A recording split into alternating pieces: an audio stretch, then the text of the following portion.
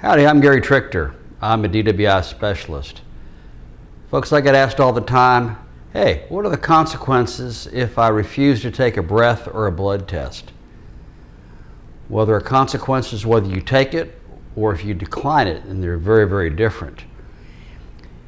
If you take a breath or blood test and you fail it, then you're looking at a 90-day suspension of your license. Whereas if you decline to take a breath or blood test, then you're looking at a suspension period of 180 days.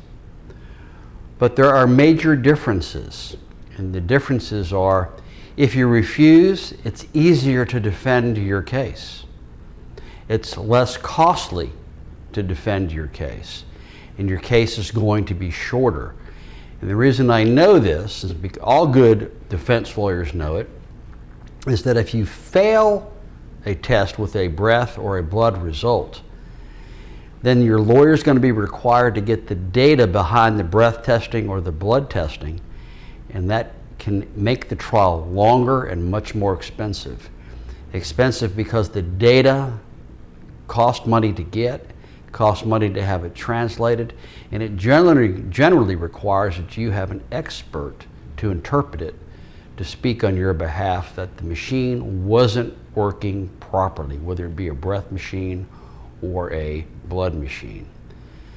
All said and done, you're much better off without a blood test result or a breath test result because it's less confusing for your jury.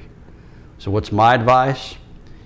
In most cases, you're better off declining, because if you take a breath test, that breath is gone with the wind. It's never ever there to be rechecked to determine whether or not it was accurate in the first place. If you take a blood test, you might get an infection.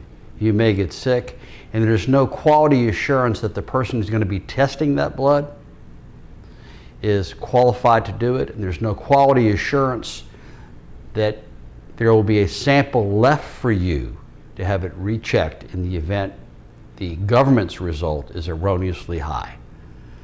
So what should you do? In most cases, don't do it.